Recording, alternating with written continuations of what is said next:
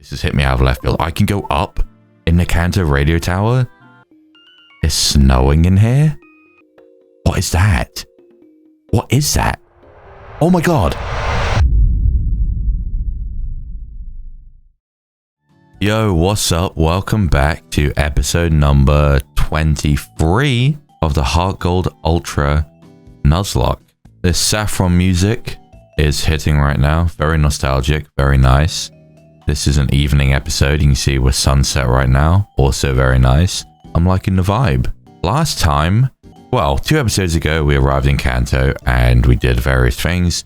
So then last episode, we faced off against Dahlia, who was in place of Surge as a Vermilion gym leader, technically the 7th leader, and then we made our way up to Saffron and we battled with Sabrina. So the first 2 gym battles were taken on, and I would highly recommend going and checking out last episode if you have not, because it was a very interesting one with 2 major battles, some very important lore drops and exposition about the story and things to do with it, and I would just highly recommend going and checking it out. But anyway, today what we're going to be doing is, first of all, heading east towards Lavender Town and checking that out, before then heading down south and back around west to arrive at Fuchsia so we can battle with Janine. I do these 2 leaders first, being Surge and Sabrina. Normally, you arrive in Vermilion and Surge is there, and then you just go straight up and Sabrina is there, and you can't go directly east because of Snorlax. Janine has really low levels for some reason. I think they were actually worse, way worse in original Gen 2, and they were made a little bit better for Heart Gold and Soul Silver. However, I know that her levels are still notoriously low for this point in the game, so I like to try and tackle that as early as possible after these 2 gym leaders, which is why I'm going to be making my way all the way around to them. And then you can come up in one big nice loop up around the bike path and face Erica. So that's how I'm going to do things. I'm going to head towards Janine today. Who knows if there's going to be anything else? All I can think of off the top of my head is that you do see Ucine on the way down that way, along route whatever it is between Lavender and Fuchsia. Anything extra, I don't know. We have had added events so far in Kanto, which have been amazing, like with Whitney and Jasmine. So who knows? But for now, all I know is I'm going to be heading east to Lavender before I then make my way down south. But there are actually 2 things I want to do first, and I mentioned that at the end of last episode, and I would like to do them now before we proceed. The first thing that I need to do is go to the Pokemon, because I actually think I used up every last one of my potions last time. Let me have a look at my TMs quick. I got 2 of them. So I would have got, I believe, Withdraw maybe was one of them. And whichever other one was given to me, I don't know. Maybe it was Ember that was given to me, because I think I had all these other moves. Maybe it was Blaze Kick. I think it might have been Blaze Kick. I don't remember having Blaze Kick. No one could learn it. Either way, the important thing is for me to sell some stuff. For example, TM for Ember, I can get 1,000. TM for Withdraw, I can get 1,500. What else is there? Slack Off, I'm not going to use... Oh, that's only 500 though. Boomerang, I can get 1,500 for one of them. Focus Punch, I can get 500. Rock Wrecker, I can get 1,500. Regular items, what can I get rid of? I have a Thunderstone for now. It's probably fine. I can replace these in future if I really need them. Rose Incense maybe. It's only 1,000. 2 Mystic Waters, that's 2,000. Oh, we did pick up a Star Piece. That's 4,900. That's pretty good. I guess that's it for now. That does put me up to 50,000. My Ultra Balls are looking okay, but I do... Oh, this is rough though. Okay, so selling everything I possibly could, I've got back up to, I think, 10 Hyper Potions and 15 Full Restores. Sounds like a lot, and it is a decent amount. However, I do think I burned through, what, 10 Hyper Potions and 20 Full Restores in that battle with Sabrina alone. So it's not as much as you think it is in my position. So here's another thing that I did. I got everyone up quickly to level 65. I think this is keeping it reasonable, considering Sabrina had all level 69s and then some level 72s. I think I'm still somewhat underballing it to keep it hard. Because the way I see it as well is I'm making my way, obviously, the long way around to Janine. If I get to Janine and it's still an issue with levels, then maybe I can think about grinding then. But that should hopefully give me some time around to her to grind some levels up naturally on my Pokemon. Problem is, trainer Pokemon are generally lower level than you expect them to be. The grinding goes super slowly and you actually don't end up getting too much training from trainers. But we'll just have to see when it comes to that. Janine might not be a good test because she is lower level normally. So unless she's been adjusted, it might not be the best test, but we'll just see by the time we get to her what we're looking at before we head up to Erica. So everyone's 65 right now. Feeling a bit more confident now everyone's balanced out again. Not to think too far ahead, but I don't have a Pokemon. Unfortunately, 3 gym leaders in a row now, I haven't actually had a specific answer. For against electric types, I don't have something super effective. Against psychics, I don't. And against poison, I don't. So 3 times in a row now, it's been a little bit of a struggle because I don't actually have a specific thing. And I don't even have a poison resistance either again. So that might come to bite me in the ass. We shall see. And so the second thing that I would like to do, something which, well, not necessarily has been forgotten, but I just thought about, the wheel spin. So I haven't done the wheel spin in a very, very long time since Claire because I haven't needed to. However, in the spirit of fairness, I think I should because A, I've just done 2 gym leaders, so that's already 2 wheel spins.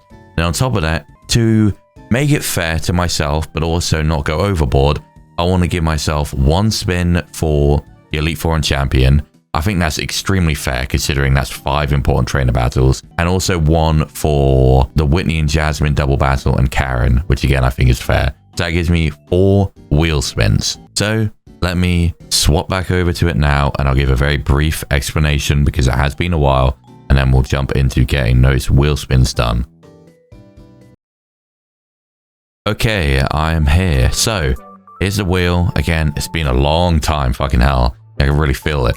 So we have the wheel here and we have a bunch of essentially prizes that I get for making it through some of these insane battles. However, there is one negative on here, which is select a Pokemon to die. So each time I do this, while it is supposed to be a reward, it does come with the tension of the possibility that I may at some point land on select one Pokemon to die, which would be bad in my situation. The rest of them, we have max IVs, max EVs, change of nature, teach a move to a Pokemon, an item of choice, or an extra encounter on the next route. All pretty good. All pretty good. I'm honestly, at this point in my situation right now, I'm not even sure which one I would like to get.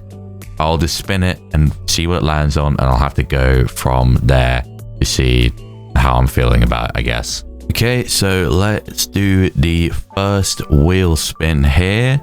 And we are going to get... Oh. I'll take either.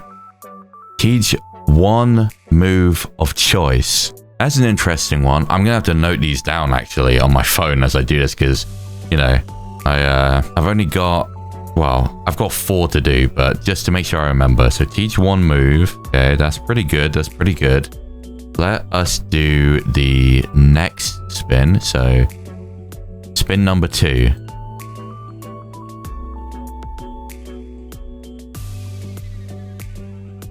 Oh, max EVs of a Pokemon. Also perfect. Well, just to explain and be clear, max EVs, I put the max amount of EVs that I can, or ultimately, there will be, you know, Pokemon I've had for a while whose EVs are maxed. I can set the EVs to how I want. I can balance them around in the way I want. Also very good. So let me note that down to max EVs. Now, the third spin.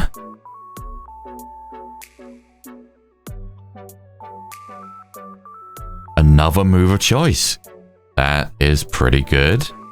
That's two moves of choice for me. That could end up being clutch. I'll have to take a look after this, and then obviously I will show off what I have done afterwards. So, fourth and final spin here.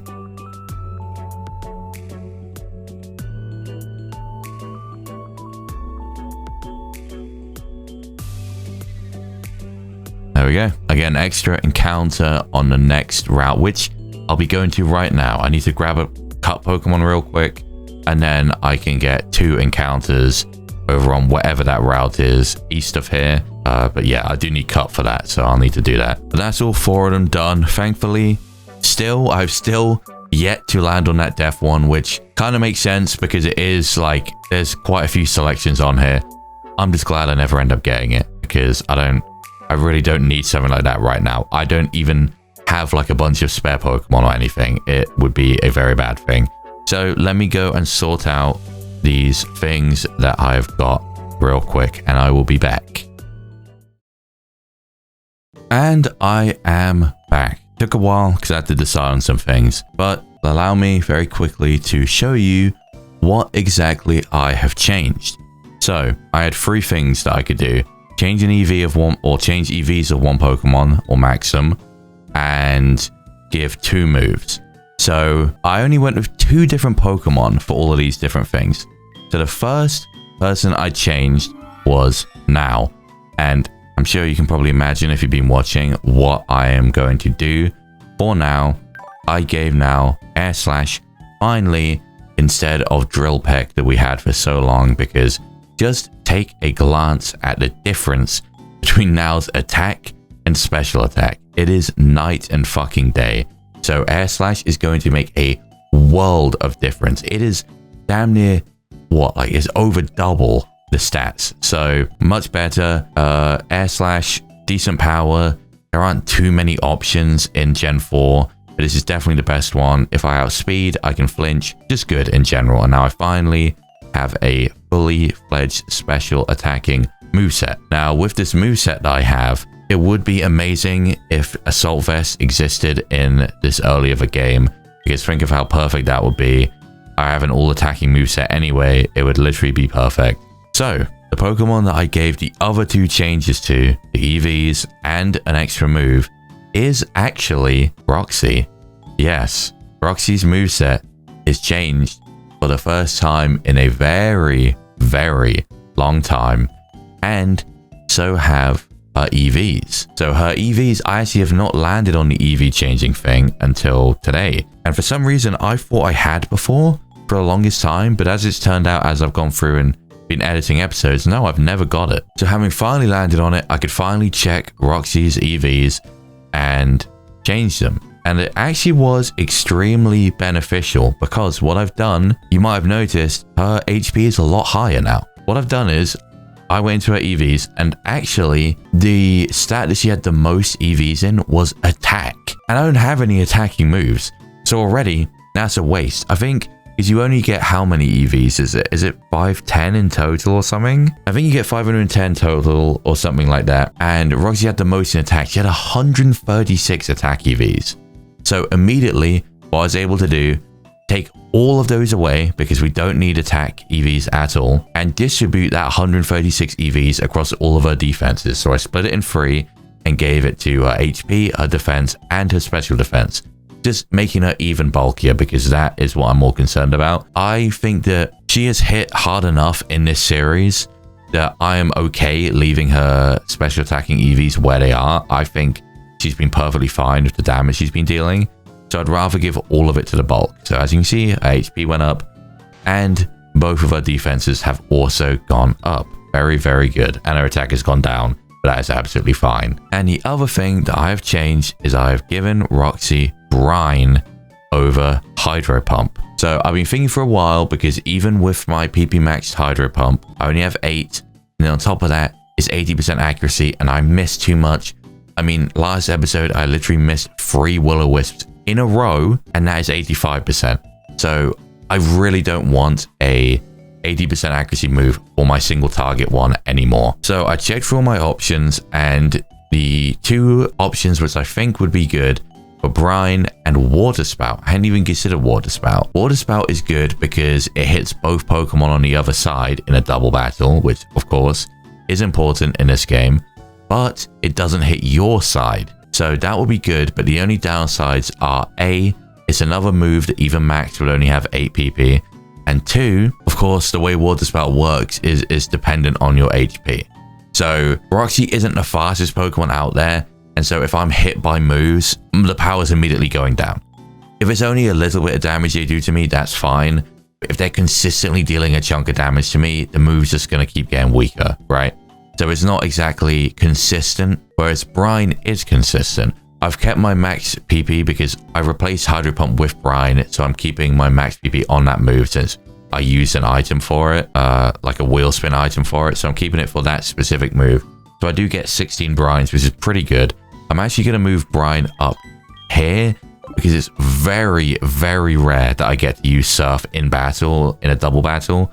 I'd rather have Brine primary. Now, Brine is actually a pretty underrated move. It's a consistent 65 damage, which is pretty decent for back in Gen 4. And as soon as they're 50% and below, it is always base 130. So if you can get them to half, you can just blow them away with it. 130, that is the same or stronger than Hydro Pump, I believe. So I think it's even stronger. I think Brine is just better and more consistent. There is still the prerequisite to have them half or below to get that boost, but even when I don't, 65 is still consistent, and I have 100% accuracy, which is the big thing here. I'm very happy with these changes. I literally love this fucking Pokemon so much. And so, yes, I know Roxy has got so much bias in these wheel spins because she got the IV boost, the EV boost, move changes, PP things. I don't fucking care, okay? I don't care. This is my child.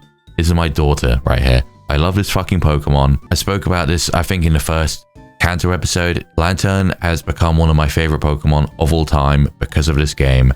And I will do everything in my power to use Roxy, but still keep her alive.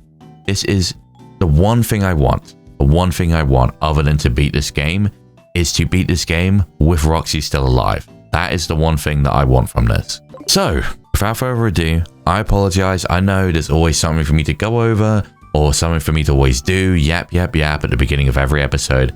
But it's important. It's important. It's things that need to be done and they have to be done at some point. And sometimes it's easier just to do it at the beginning or the end of an episode, like with this stuff. But we're all ready to go now. Plus, to be fair, it feels like a lot to me. But then in reality, a bunch of this will be cut. Even what I'm saying right now might be cut. So you'll have to see if you get to see this or not, or hear this. But yes, that is everything. So allow us now to finally progress. Although one thing I do need to do is grab a Pokemon with Cut. Hopefully Flug, my HM slave, has Cut already, but he might not by now. And I'll give it to someone else if I have to. I'm not, well, let me check. No. I'm not digging Wobwow for that. That's just way too disrespectful. Let me go ahead and give it to Need. Apparently I have a Tentacruel called Need with a K, but this Tentacruel, I mean, I do remember having a Tentacruel, to be clear. I just don't remember it being called that. This Tentacruel has normalized, and as such, considering no ability capsules or anything exists in this generation, it will never be used. I can promise you right now that this Tentacruel will never be used because I can't have Stab on it. As an item. Protein. Wait. I should be looking at items on Pokemon. I was worried about money. Okay, that's fine. Saki? Oh, Colbur Berry. I mean, I should take that anyway. And Scope Lens. Okay, that's good. Okay, so we're ready. We have Need as the Cut. It's very unfortunate because at some point, don't we need Rock Climb for Mount Silver and stuff? That's annoying as fuck because I do not want that move on any of my fucking Pokemon, quite frankly. Yeah, I will literally have to because I can't take an HM Pokemon up to Red. Oh, that is so annoying. So, I get 2 encounters here because of my wheel spin. I have Juck out, of course, for Thunder Wave. Are there items here in this game? Okay, first encounter is... I genuinely just went to speak 2 times.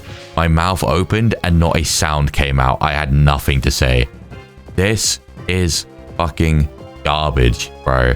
Yes, technically, this is another grass type in case, God forbid, Cosmos dies. But come on, bro. You know that this thing is fucking garbage. I can't use this. I can't. There's no way. I know never say never. And I've never used this Pokemon. Anyone who's been watching for a while will know that I love using underrated Pokemon. I do. So my favorite thing is to use Pokemon you don't normally see. and that I've never used. So in that regard, this would be perfect. But it's too bad. Bug Grass is such a bad typing. Quad weak to fire and flying. With these randomized movesets, I'm dead in a fucking instant, bro. Bagworm Pokemon. It's said that a Wormadam that evolves on a cold day will have a thicker cloak. I don't care, quite frankly. You are ugly, bro. You are ugly, ugly, ugly. Bagworm Pokemon. Baggy. There we go. We got Baggy. Baggy will probably... Baggy's in the death box. May as well be in there. Looks like there's no hidden items here. There was in Gen 1, right? Or like Fire Red, Leaf Green. I guess it maybe in some of the spots, we'll see. My second encounter is pretty good. That's actually pretty good. I'll take that. 100% I'll take that. I was saying that a dark type will be good, right? Honchkrow is a very good Pokemon. I don't really have a slot for it right now because the only way I'd be able to make up a slot is to get rid of a duplicate electric type, and I don't want to get rid of Jock, quite frankly, because he's been really good. But say I lost him, like that would be super unfortunate, but this could be something pretty good to go on the team, right? I was saying about my lack of being able to deal with psychic types, and this would be perfect. The only thing that does kind of suck is that Honchkrow is one of those Pokemon that's built in the way that it hits super hard, which is great, but it is pretty frail compared to kind of how you'd imagine it being. Will-O-Wisp is pretty good though, but it is pretty frail, and so I would be a bit scared of like rock moves and electric moves and stuff, but it's pretty good. It's pretty good. The only annoying thing is I know this Pokemon's annoying to catch, and I don't have amazing money right now, so I'd be happy if it could just get caught. Yeah, this might be a pain because I can't damage it. This is the Kanto level problem I spoke about. It's literally level 20. Like, what can I possibly do to this thing outside of having burnt it? But I can't do that now, even if I wanted to. Oh my god. Bro, this thing is using all my fucking Ultra Balls. Pokemon like this, like Apom, need to fuck off. Mischievous is one of them too. They rage bait me so hard because for some reason, I guess because they were fully evolved Pokemon when they were added, they have an obnoxious catch rate, which fucking sucks. Please? Thank you. Yeah, these Gen 2 Pokemon they added, which later got evolutions, like I said, Murkrow, Mischievous, Apom, they are really, really annoying to catch. The Darkness Pokemon, feared and loathed by many, is believed to bring misfortune to all those who see it at night. Well, good thing it's only evening time, I guess. I've never even really used... Nara's a good name. I'm still going to the dead box. It's a good name because, you know, if you want to see it as a Black Clover reference, it still makes sense because it's a bird and stuff, and it's like, okay. And like it's black, it makes sense to an extent. But you're wrong. You are wrong, but it still makes sense. It's like a double thing, whereas... it is actually a 91 Days reference, but it works out in that sort of double meaning way. So maybe we'll use this Murkrow to be Honchkrow one day. I don't know. I mean, we've seen a couple of Honchkrows, but we haven't seen the ability, I don't believe. Faulkner had one. I think Morty had one. And yeah, I don't think we ever got to see the ability. So let me move these. We have an Insomnia, Wormadam, Baggy with U-turn and Defend Order. Pretty terrible. And we have Nerody, Sticky Hold, Murkrow, with Shockwave, Will-O-Wisp, Sucker Punch, and Extra Sensory. Sucker Punch is decent, and Will-O-Wisp is good, but the other two moves would have to change. But yeah, who knows? I mean, wait, actually, before I forget, let me grab where have you gone? There we are. Let me grab Cosmos back out. Okay, so obviously nothing's been changed right now. To be honest, so the team is like kind of set for now. It's not perfect, because clearly we found from the last 2 gyms and the upcoming one, when I started thinking about it, that our team is lacking a lot of resistances. I suppose just because of the type diversity we have doesn't cover a bunch of different things. But I'm still pretty happy with where the team is. This thing has snow warning. I'm pretty happy with where the team is. So, to be honest, to change a member right now... it would have to be something exceptionally good for me to capture to be willing to like mess up the team and put it on, you know? I can't even think of really what it could be, but it would have to be something really good. Rock Slide, that's gonna hurt. Well, I see, I'm even bulkier now. That's pretty good. I know, you know, I'm levels above it, but Guitar hits pretty hard with a stab move, so I'm happy with that. I'm definitely happy with that. But yeah, I mean, it would have to be like the perfect thing for me to add for balancing types and stuff on the team. I'm still pretty scared about ground type Pokemon. There isn't a ground type trainer in this game, so I'm not too worried. There obviously was Giovanni, but he's not in this. Well, he is kind of in this game, but not really. So there isn't actually a specific ground type trainer, which is really good, because if there was a ground type gym leader in this game like Giovanni, I would be absolutely fucking terrified, to the point I might have to change something on the team for that, because I have too much of a ground weakness. It's just, it doesn't, the problem is, even if it's not a ground type or a ground type trainer, any Pokemon can have ground type moves, like when that Raikou had fucking Earthquake, and it's still a problem, you know? One thing I was thinking as well, thinking about sort of strange pairings that could be good, Cosmos and Jock could be pretty good together, because setting up the rain, I mean, it doesn't, you know, do anything too crazy and specific, but it does weaken fire moves, which is pretty good. I mean, obviously Cosmos is still weak to other things, but that is a pretty good pairing as well. Let me brine the Weavile. I'm going to switch Cosmos out, because if this thing actually has a strong ice move, that will be pretty bad. Oh my god, I just realized, oh my god, there's a psychic type right there. What am I doing? What am I doing? Jump kick. This can't do too much, right? Yeah, that's fine. God, Roxy is so bulky. It's amazing. I love it. Exactly what I need in this game. Ike. I'm such an idiot. I'm such an idiot. I have a Focus Sash, so I can't die. But that was a very... The problem is... Oh my god. Okay, I was going to say, I don't want you to waste my Focus Sash. The problem is, when I'm not in one of the double battles, the important double battles, I am admittedly a lot more locked out, probably because I know the levels are lower. Let me go into Nadine, I guess. Since I know the levels are a lot lower and less threatening, I do kind of lock out a little bit more, because I'm usually talking or not really thinking as much. Okay, chill on the double teaming. Okay, that's a little bit scary. If it's still going to Psychic, it is a Chimecho. I don't know what Nadine's Spadef is like in comparison to physical defense, but hopefully I can live this. I would hope so, but we'll find out, I guess. Camouflage. Okay, we're fine. Was it normal? What's it going to turn into? Ground type. Oh god. That took so long for some reason without an animation that I thought my game crashed and I was about to cry. Let me... Oh, I can just brine you then. Yeah. Okay, we're good. We are good. It feels like I don't... It's really annoying. It feels like I don't get to have Nadine out as much as I would like to have her out. You know? It feels like since I added her, she just doesn't seem to be able to hit the field loads. I mean, you know, fire types defensively aren't amazing. That's probably part of it, but it's still really unfortunate. Because I feel like all the others, like Platt used to get a bunch of screen time. Tiramisu was the GOAT. Even Bobu. Bobu was used loads. By the way, I am running back to heal every single time I need to, because I need to let my money build up. You know, I need to get my money up over time again.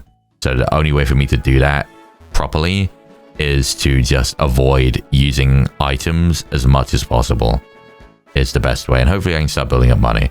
But anyway, as I was saying, yeah, it feels like all the other main big stable fire types we've had have had a ton of usage, which is why they've kind of been iconic to me. But Nadine is iconic and has been great, but it just feels like I can never get into these battles. Maybe because, I don't know, I was thinking maybe it's because she's not that defensive, which I don't think she is. But then neither were Platt or especially Bobu, so I don't know. Maybe, I feel like maybe I'm being too scared. Maybe, what is that? Oh my god, okay, bro.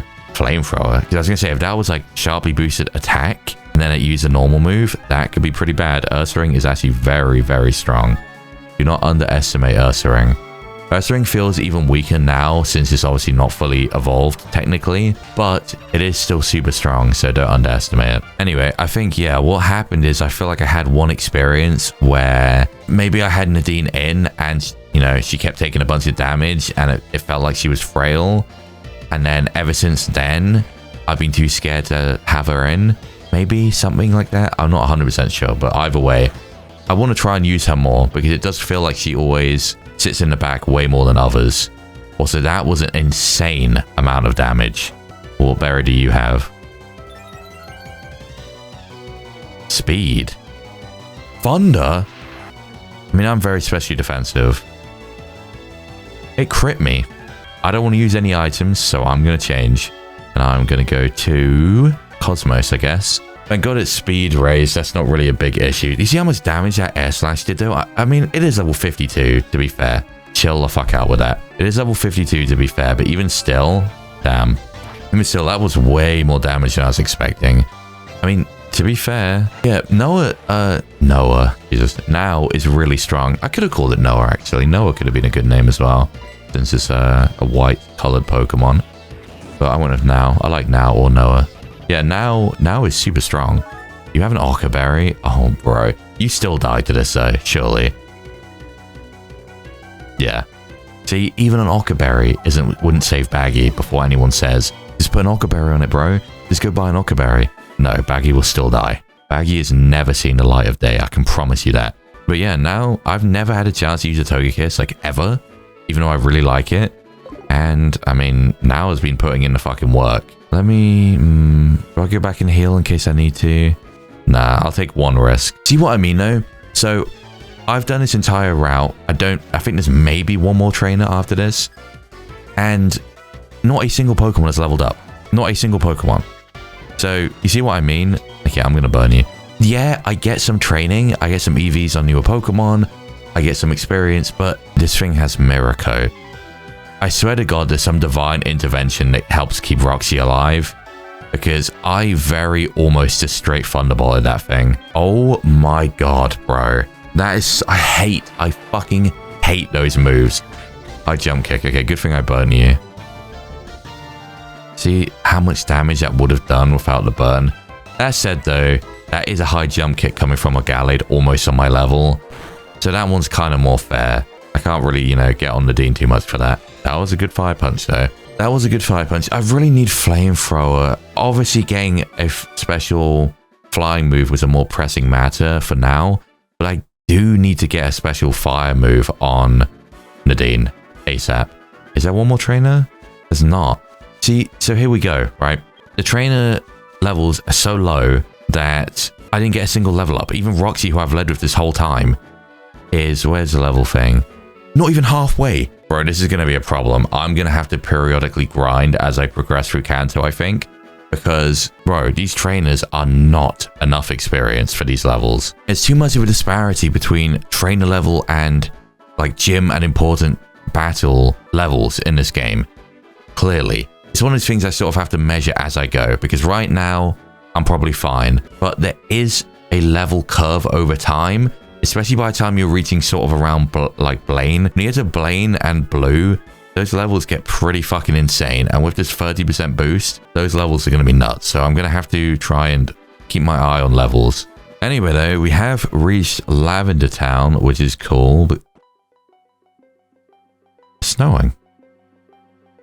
Okay, two things. First of all, it's snowing. That's really cool. I actually like that. I think it kind of suits in a weird way.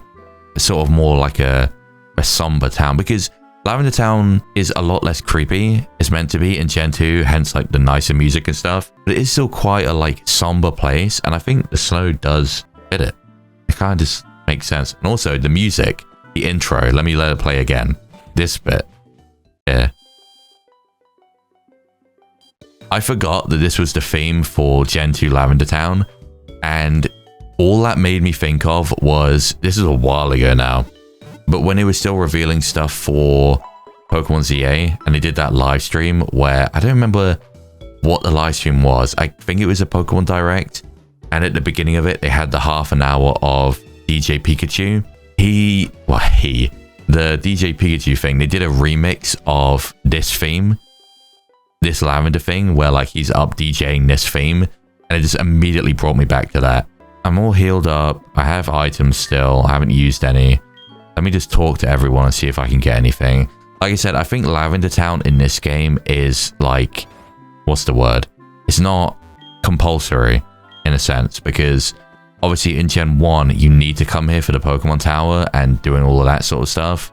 In the remakes, well, not the remakes, like in Gen 2 and the Gen 2 remakes, I don't think there's anything... Volunteer Pokemon House. I don't think there's anything you need here.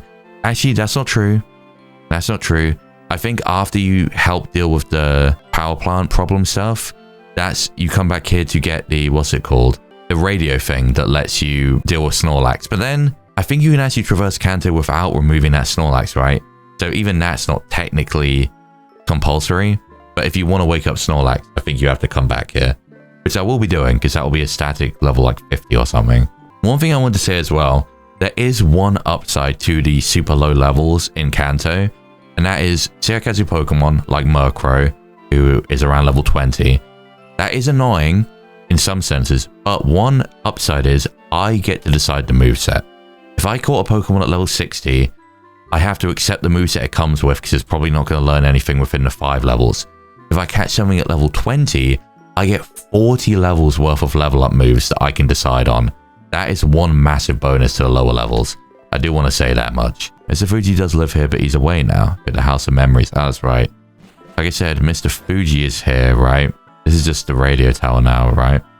Yeah, you know what? Let me go face these trainers real quick. Because I'm not coming up this way yet. But, I mean, even Rock Tunnel isn't compulsory, right? I don't think you have to go through Rock Tunnel. I'm trying to think. Because normally, if I'm going to Misty, I'll go down to Janine, back up round to Erica, like I said. And then next would be Misty. Oh, okay, I can't stand against this. Usually what I would do... No, I know Gastron has a water absorb as well. Usually what I would do is I would circle back around, obviously do Erica, then Saffron's right there, and then you can just go straight up, I think, in this game, right? I don't think there's anything actually stopping you from just going up from Saffron. So normally Rock Tunnel, I don't even end up really touching. Maybe I'll come back up around the Rock Tunnel way this time. But in case I don't, I'll just battle these trainers now, because otherwise I just never will. I probably forget these trainers and Rock Tunnel like 90% of the times that I play this game. I mean, Rock Tunnel is different in this game again. It's a lot more desolate. I don't think there's any trainers in it really. And there's maybe a few items which could be useful for me right now, I suppose. Refresh, that's money. Normally I'm annoyed with TMs like that, but anything that can give me money right now, I'll honestly take. There's only 2 trainers up here. God damn, I thought there was like 3 or 4. Yeah, levels and training is definitely going to be something I need to keep an eye on myself on whether I need to grind at certain points. Right now, I'm definitely fine. Trainers aren't too low level under me. They're normally up around high 50s and I'm mid 60s. That's fine. It's just important trainer battles can, you know, since they're reaching up to like 70 now, that's a little bit crazy. We'll see. If I have some important trainer battles, say Janine or something, I still don't think it will be Janine because her levels are normally lower. And I do get blown back a bit or I really struggle. I mean, to be honest, I did struggle pretty bad against Sabrina, but I leveled up a couple times. I think 1 to 2 level ups is fine after that. I think if I'd been a level or 2 higher when I faced Sabrina, it could have made a little bit of a difference. I think I'll be fine for now. I think I've talked to everyone. This is where... Yeah, this is where Mount Fuji. I almost just called him Mount Fuji. Fucking hell. This is where Mr. Fuji is. What the hell? Oh, that's actually sad. Roxy's sad in here. Because it's like Pokemon graves and stuff in here. Here he is. What's up, Mount Fuji? Oh, we're calling him fucking Mount Fuji again. What's wrong with me? Mr. Fuji. Well, to be fair, I'm assuming in the Japanese they'll call him like Fuji-san, right? And I'm pretty sure they refer to Mount Fuji like Fuji-san a lot, right? So I guess it's meant to be related to Mount Fuji, potentially. Mr. Fuji, well, oh, he knows me. Welcome, champion. I'm honored to make your acquaintance. Thank you for taking time out of your busy schedule to come and pay respects at this little place of mine. This place has gone through an evolution of sorts over the last 5 years. 5 years again. Like Pallet Town. Like the Pallet Town incident. 5 years is something that keeps coming back up. In the past, this was a resting place for Pokemon. However, after the tragedy which occurred, I've renovated this place of mine to also house and honor deceased people too. He said, whoa. He said, after 5 years ago, I changed this place to also house dead people, right? So are we to assume that, again, we're being fed little bits. Am I to assume from this that people died in this Pallet Town incident? It keeps getting brought up 5 years ago. I'm assuming that's the implication, right? It's important for us to remember and learn from such events when they unfortunately occur. I agree, although I don't know what the event is, but yes. Especially with the responsibility which I hold for this matter. Champion Ame, on your travels, have you ever heard of the Pokemon Mewtwo? Wait, isn't Mr. Fuji involved in the creation of Mewtwo? Isn't that the lore of it, that he was like a scientist who was involved in the creation of Mewtwo? And Blaine as well, maybe? Is that manga only? Or is that like confirmed lore from also everything? I think at the very least, Fuji is, I think. And I think those were his diaries, maybe, in the Cinnabar Mansion talking about Mewtwo. And then also, Blaine was too. And that's why Blaine wears a lab coat. If you think about it, well, I don't think he does in this game, but he wears a lab coat in Gen 1 and like the Gen 1 remakes. And you think about it, right? It's a little bit weird because as far as I'm aware, when you talk to him, obviously he's a fire type gym leader. And there's nothing that would really give away or make sense at why he's wearing a lab coat. But he's wearing a lab coat because he was a scientist and he was also one who worked on Mewtwo. Fuji and Blaine did, as far as I remember. Again, that might be manga related stuff. There's too much and I don't know for sure where this information came from. I see. Because we have seen Mewtwo. We've seen a Mewtwo. Many years ago, before I decided to dedicate myself to this, oh, here we go. I was a renowned scientist. You wouldn't expect it, but I was very good at what I did. Problem is, as a scientist, you hold a great deal of responsibility. Scientific discoveries and breakthroughs can be society-altering, true, and in extreme cases, change the trajectory of the world itself, also true, depending on the magnitude of the discovery. Not to be that guy who brings it up in everything, but just think of AI. When I was much younger, I became enamored by the myths surrounding the idea of the Pokemon, said to be the genesis of all other Pokemon species, Mew. I was eventually able to find evidence of Mew's existence, with trace amounts of its DNA discovered in the rainforest of a faraway region. Right, so yeah, they ventured out and they got Mew DNA, which is how obviously they were able to take that, measure it, build upon it, and create Mewtwo, the quote-unquote improved version of Mew, which improved, I guess, in terms of strength and maybe intelligence, but improved is subjective too. I mean, Mew is, to be honest, Mew is in lore equally strong, right? Because they go toe to toe in the movie and stuff. Anyway, I was at first ecstatic, of course. However, much like most scientists, my passion comes from discovery and pushing new grounds. I had completed my one biggest goal. I felt lost and unsure of where to go and what I could do next. Unfortunately, the cogs of fate were already at work. Through his many connections, a certain man learned of my research and the discoveries I had made. Being in my lost state, I happily took him up on his offer of an entirely funded commission with a very large payout upon success, enough to fund our project for generations to come. So is he talking about... Okay, so they discovered Mew, they found evidence of Mew, they found DNA of Mew, and Fuji was happy because for Fuji, he's all about the research. He was like a scientist by nature. He was a scientist because for his love of the science game, you know, and his one biggest goal was to find out about Mew, confirm the existence of Mew, etc. So when he found the existence of Mew, he was happy, but also felt lost because he'd achieved his biggest goal. Makes sense. Obviously, like I said, it was then used to create Mewtwo. He's saying through connections, a man was able to find out and reach out to him and commission something. So are we talking about Giovanni here? And because obviously Giovanni was involved with the creation of Mewtwo as well. So I'm going to assume that's what we're talking about. So I began to get on with my work. I used the DNA of Mew to artificially create a similar but far stronger Pokemon, Mewtwo. Right, so I would assume this is for Giovanni, which would make sense and the story would add up here. I know it's probably shocking, it's far removed from the way I am now, but the past is such. Running away from it or trying to hide it would be far more cowardly. Also kind of true. He is being, I mean, at least to me, I presume he's not to everyone, but at least to me, because of my status, I guess, he is being open about it. And I suppose, you know, everything he's been doing, like how he has this whole place, is to atone, in a sense, for creating such a thing, I suppose. So I do respect it a lot. It still haunts me to this day, but there's nothing more I can do. This is my atonement. Oh, there we go. This is atonement, which again is true. Like, there's only so much you can do, right? He's already put this thing out there, and you can't put the toothpaste back in the tube. It was already too late. Once Mewtwo was created, it was kind of already out of hand. And unfortunately, as we know, another 2 were created by Giovanni, presumably. We found out through Silver, since he already had the blueprint. So it's one of those things where once that decision is made, once the discovery is made, once the technology is there, it's too late.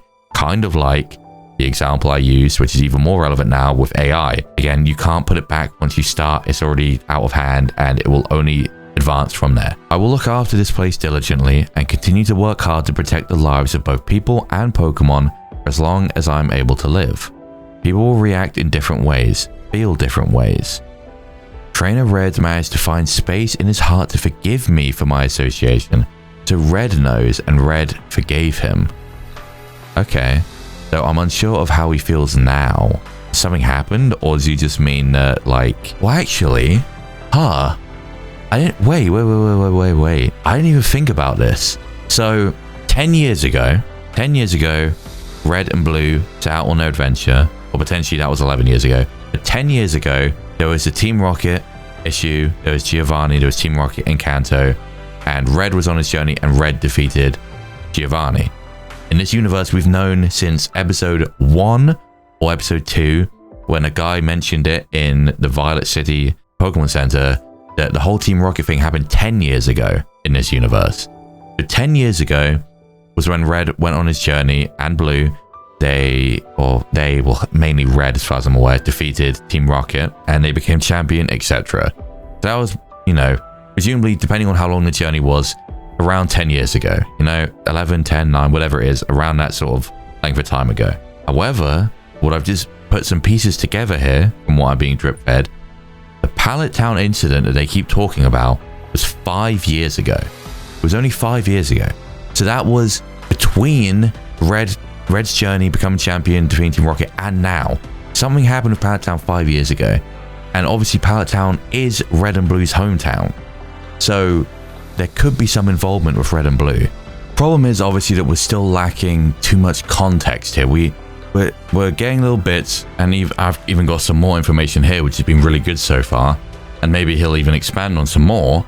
But I'm picking up things that, you know, there's some things said here that aren't being explicitly told, but I'm picking up on. And like I said, I've just made that connection. Still lacking context, but I'm just thinking that is the hometown of Red and Blue. So there's just no way to know exactly right now. What if something happened to them? Like, we don't know. We know that, as far as I'm aware, Red is alive because, well, yeah, because Oak has mentioned that he thinks he's up on Mount Silver. Blue, we don't know. And I don't know. I mean, because we had the implication at the beginning that people have probably died in whatever we're talking about here. So it's just clicked to me now that I wasn't even thinking about Red and Blue, even though we're talking about Pallet Town. What happened? What happened here 5 years ago? What happened? Well, I suppose we'll find out eventually. And actually, we'll end up there at some point, right? On our journey. Not for a while, but, you know, when I'm progressing towards Blaine, I'll have to go through Pallet Town, so we will get there eventually. I'm still theory crafting. I'm thinking in my head. Obviously something happened, and we're getting little bits of info, but it's interesting. It's interesting to think about. So I'm unsure of how he feels now. He's been gone since the incident after all. Right, so ever since that happened, he's disappeared. Trainer Blue, on the other hand, well, he was quite different, but I believe his feelings to be understandable. Okay, so Blue feels differently. It's okay. Huh? It's okay, you don't have to hide. There's no one else around, and this is a trustworthy person of renown. Who are we talking to? Mew? Oh my god. Whoa. I mean, it would make sense that he knows Mew. Despite everything, after everything that happened, when I was at my absolute lowest, Mew came to my side to visit me. Despite everything I'd done, despite using Mew itself as the basis for the abomination which I created, Mew reached out to me. Mew didn't judge me, Mew forgave. Mew was my salvation, and this nature of understanding brought me to tears and changed my life forever. It's what truly pushed me down my path of changing myself and atoning for what I did. That's adorable. Yes, that's okay. I know you're a very busy Pokemon now. Get back to what you need to. I'll see you again soon. Alright, see you later, Mew. Thank you for spending some time with me here today, Ame. I wish you all the luck with your continued challenge towards the league. Remember to stay humble and be thankful for the life you have been granted and the daily blessings you receive. Safety be with you, Champion Army. Thank you. He's a really sweet man as well, to be fair. Been through a lot, and while you can pin some of the blame on him if you want, it's up to your interpretation, you know? How you want to believe Mr. Fuji or anyone involved with the creation of Mewtwo is responsible is up to you. To me, it's not such a simple thing as to say, well, yeah, of course he was responsible. He was one of the people who created it. Because, as he said, he was commissioned by Giovanni. Giovanni, from everything I understand so far, is the one person where you can hand off that full blame willingly, knowingly, that yes, Giovanni was, of course, complicit with everything. He knew what he wanted and what he was doing was for a bad thing, and so you can put that blame on him. Mr. Fuji was just a scientist who was lost and got a big commission, which he even said was going to receive so much funding that they were going to be rich. They were going to have, you know, enough money forever, essentially, for like loads of projects and stuff. And so they just took it, not knowing exactly what was going to come of it. And obviously, in the end, it was disaster. So I think it's a multi-layered thing. I don't think it's so simple that you can just blame Mr. Fuji. And to be fair, he is on top of that, despite that, still atoning for everything and doing everything he's doing. So, W Mr. Fuji. I keep almost calling him Mount Fuji. Oh? I decided to keep the information about how Team Rocket managed to use Mr. Fuji's work to create 2 more Mewtwo to myself out of respect. Oh my god, Ethan, shut up. That's crazy. Like, I briefly mentioned it, but I didn't even fully think of that angle. Because I guess to Mr. Fuji, it was said that one of them was subdued by Red, right? So to him, he probably thinks that, yes, this horrible thing has happened, whatever, blah, blah, blah, blah. Mewtwo's being created. It was, you know, a dangerous Pokemon. But he probably thinks it's over, but it's not. And obviously, as I said, we've decided out of respect for him to not just drop that fact on him right now, which I think makes sense. In one way, he ought to know, but in another, is it really right for us to just do that right now? I don't know about that. Damn, that's crazy. That was really cool, though. That was... I can't lie, I've been so impressed by Kanto so far. This has been fucking great. And that we keep getting little bits of lore dumping and, like, little bits given to us and, like, meeting some characters. He was a great character. Sabrina was a great character. Dali was a great character. Obviously, I mean, Whitney and Jasmine, you already knew, were great characters, but, like, so many great characters, and the way the story's being told, it's not just directly being told, like, we're getting bits and pieces over time. It's so good. It's honestly so good. Pokemon lived with me for a long time. I didn't treat them as Pokemon. I loved them like my grandchildren. But it's so depressing. I mean, I guess it would be, right? In here. Oh? Wait, one of them has something on it? The well-decorated tombstone reads, May all of the Pokemon tragically taken from us early in Pallet Town on that fateful day rest well. What the hell? So they have the Pokemon who... There was Pokemon who died. So a Pokemon who died during this Pallet Town thing. And they're buried here. Which I guess would make sense. That's crazy. The hell? Oh my god, there's another one. I was just clicking on these to see because I was talking to the people again to see if they said anything, and I decided to click the thing. Did these normally have anything? The well-decorated tombstone reads... Oh my god. Oh my god.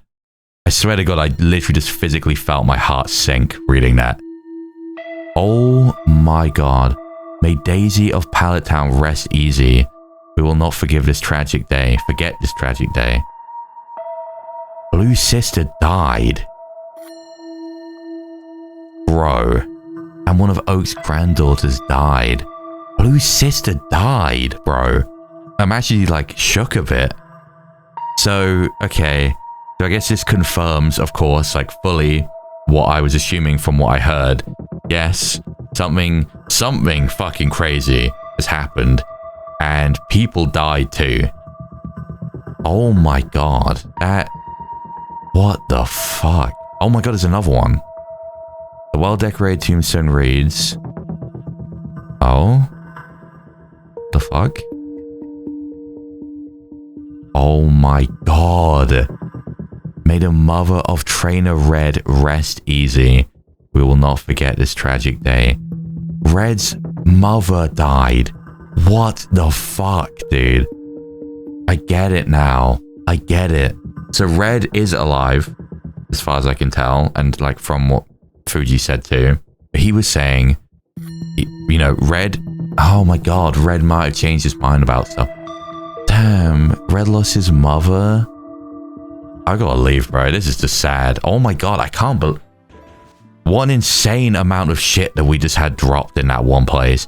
I was thinking there might be nothing in Lavender Town of note. I thought maybe Mr. Fuji would, you know, say a couple things and then that would be it and we'd leave. That is so crazy. So we learned a lot there. So again, Mr. Fuji involved in creation of Mewtwo and he's now atoning for it. 5 years ago, there was a Pallet Town incident, or what's been named as that. Something crazy happened. We don't know what at all yet. But Pokemon died and people died. Daisy, Blue's sister died. Red's mother died. And who knows who else. The only ones that we can tell, at least so far, obviously Oak is fine. Red seems to be fine. And Blue seems to be fine. At least from what I can tell. But oh my god, that is actually crazy. I want to know what happened. What? Like I said before, what happened here 5 years ago, bro? What fucking happened? Let me just check the smart real quick, and then we'll check out the radio tower. I should have done that. The radio tower is probably nothing because it's like one floor to it. I should have gone to that first and done that last. Fucking hell, I just didn't expect all of that. That was insane. Okay, trying to get my brain out of that. What are you selling? Max Elixir, Heart Scales, and a Lucky Egg. The move relearners in Blackthorn. I can get move relearning things. And I have a Pokemon which I want to move on that tried to learn it at one point. No spoilers. But I'm grabbing one. I know I don't have much money right now, but I already know of something I want. And to be fair, I can make a lot of that money back, I think, with this protein I got. Yeah, that's insane. Then I get something else. A move, maybe? Refresh. 1,000. I'll get 3 more of these. I'm trying to build back up to 20 again, which I thought was maybe a bit overkill, but considering in my last important trainer battle, I literally used all 20 of them, I don't think it's overkill. I think it's perfectly acceptable to want that many. Kanto radio station, your best love shows on air around the clock.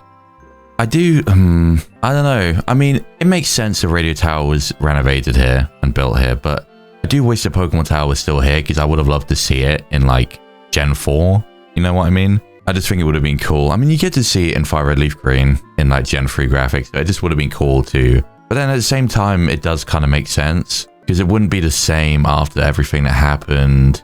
The ghost wouldn't be there. There wouldn't be much point in it. I guess it makes sense in some form. Many people are hard at work here in the radio tower. They must be doing their best on good shows. I think maybe that's the guy that you get the radio thing from. And that's what I was talking about earlier. There is a thing technically, because of course it's a radio tower. There is a whole tower.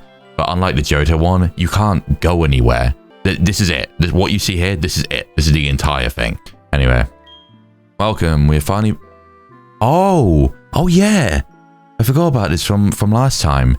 So Sabrina had some sort of like prophetic dream about something bad happening at the radio tower. So she said about it, got this place shut down for the time being, and it turned out to be the Johto one, which is the whole thing we were involved in. So this place was shut down for a while. We're finally back open after the warning came in from Miss Sabrina. However, after what happened not too long ago in Johto, only this reception floor is open to the public as we were upping security. Have a good time. Makes sense, I guess, but still a goddamn shame, you know? I feel like it's just... I'm fine there being okay, this is what I was trying to say. I'm fine there being a radio tower here. I just think it's underutilized because I wish there was a full tower of things here, you know? Oh, no. We've been off the air ever since the power plant shut down. All my efforts to start this station would be wasted if I can't broadcast. I'll be ruined. Right, so I think that's the guy we come back to, or maybe it's this guy. I guess we'll find out. Hey there, I'm the super music director. Oh, okay, maybe it is this guy. Huh? Your Pokegear can't tune into my music shows? Unfortunate. If you upgrade it with the EXPN card, you can tune in. You better get one. Actually, no, him saying that makes me feel like it's not him. Maybe it's that guy. I'll do the power plant stuff and I'll remember to come back and we'll see, I guess. What's this guy say again? Oh yeah, sorry, but you can only tour the ground floor. It's such like a non-issue. It's just the radio tower obviously in Johto has like a bunch of different floors, and even if there's nothing in particular to do, I don't know, it's like, it's still something, right? But since Johto's radio tower was taken over by a criminal gang, we have had to step up our own security. Again, makes sense because like after everything that happened, you would, right? What the fuck? This is new, right? Oh, this is. Oh, Champion Army. Apologies for not recognizing you sooner. Yo, what's up, man? Certain people are allowed special clearance for entering the top floor. Fuck off. I'll grant that to you. What the fuck? Bro, I was just talking about this. It's only right... Wait. It's only right after not only being a champion, but also what you did for our sister tower in Johto. You may proceed now. Bro, no way. Bro, this is exactly what I wanted. What the fuck? Okay. Bro, I'm happy. What's... Oh. Just as a warning though. We do currently have another trainer up on the top floor. A big shot lady from another region, from what I understand. I'm sure we'll be fine though, given who you are. Have a good time. Wait, there's someone up there. Are they gonna fucking battle me? This is a fine lead in case I get jumped when I go up there. I mean, hopefully I can go up there and at least do something before, if there's a battle, before engaging the battle. But what the fuck? This has hit me out of left field. I can go up in the KANTO radio tower? Bro, I just bitched for 5 minutes for no reason. Well, okay, to be fair, that's not entirely true. My complaints do apply to the base game, but my dreams were just answered by accident. That is amazing. I'm scared. Should I go? I mean, even if there is a battle up there, who's up there? A big shot lady from another region. Who could be up here? And then, I mean, to be fair, even if there is a battle, what am I meant to do to be more prepared than now? I'm healed. I've got my items. Let's just go, I guess. I can't believe this. This is insane. What the fuck? Lavender Tower, radio tower, elevator. Next stop, top deck. We're going right to the top. I'm genuinely getting nervous. I don't want to step out. I'm genuinely nervous. I'm dead serious.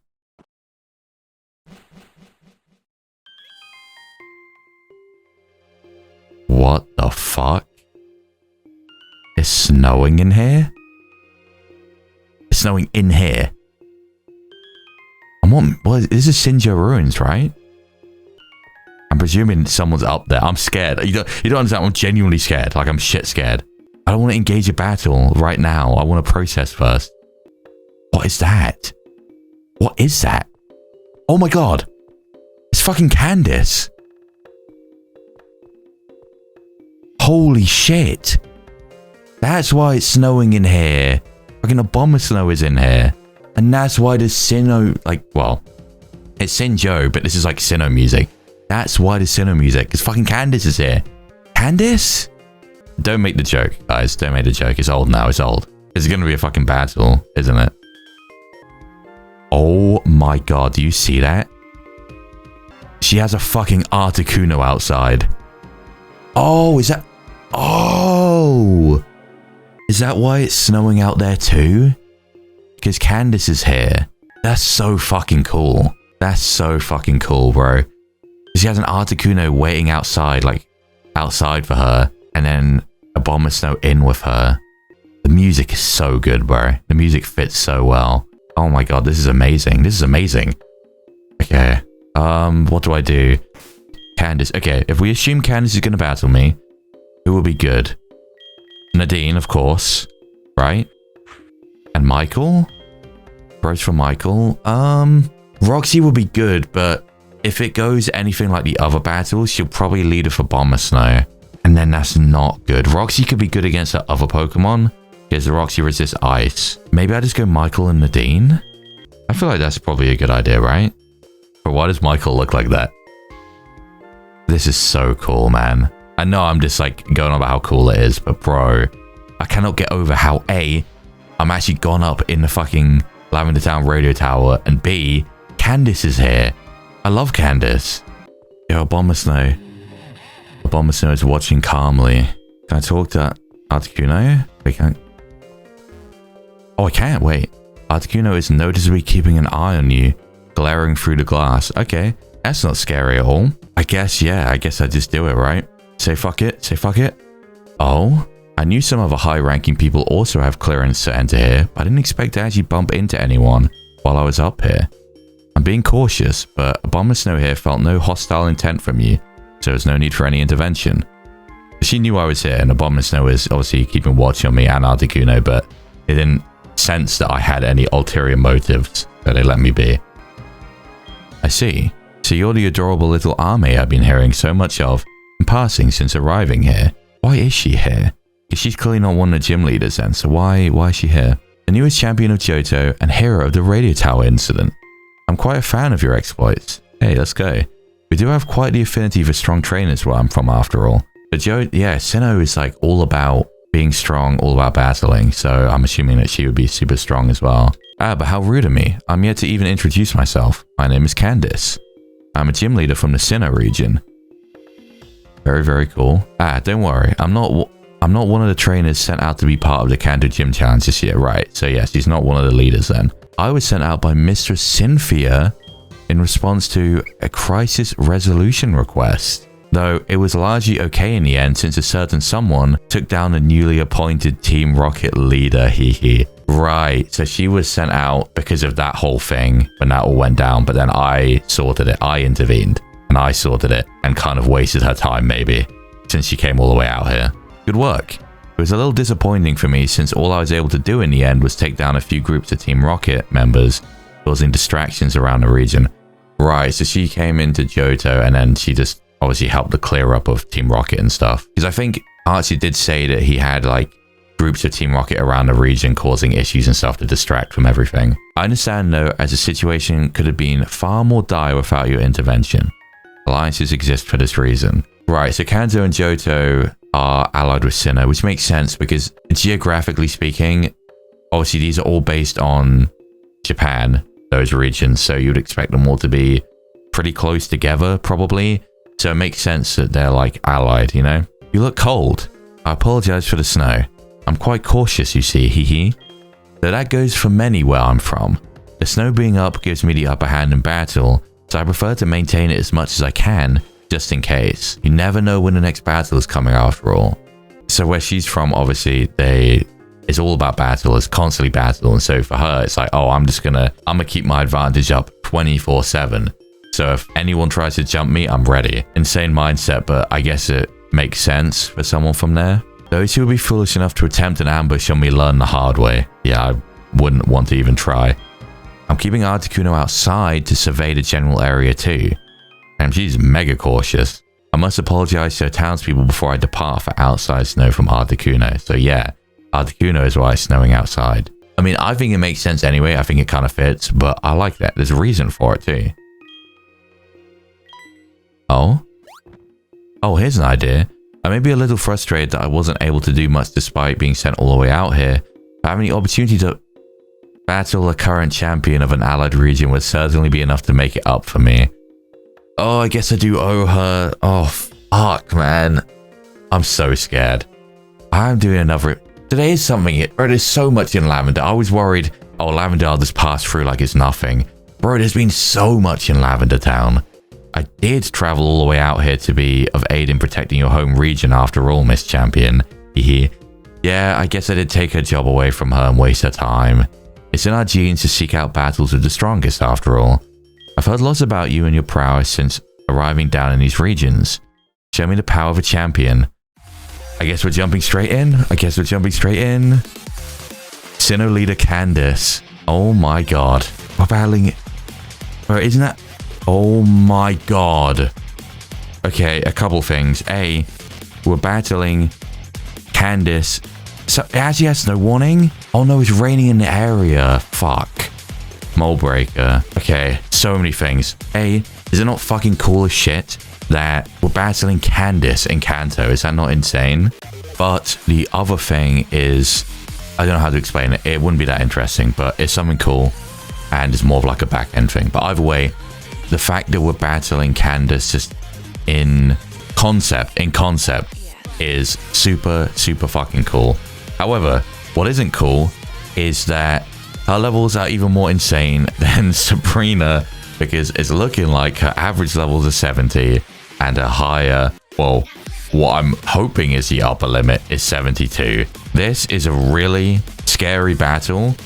And of course, I led with Nadine, thinking, oh, perfect, it's Nadine's time, because you would think so. Candice is an Ice-type trainer. However, of course, to cover that, she leads with a fucking Manaphy, which is cool. It's a Sinnoh Pokemon, and it covers that weakness. But god fucking damn it, that thing is a thorn in my side. What I'm going to do is I'm going to immediately Drain Punch Abomasnow. I would love to just Fire Punch Abomasnow, but it will have a water move. There's no way it doesn't target me with a water move. Can't go into Cosmos. Can't go into now because I don't think a Drain Punch is going to just one-shot Abomasnow. I really don't think it is. Michael, he was strong. Don't get me wrong, but I really don't think it would be.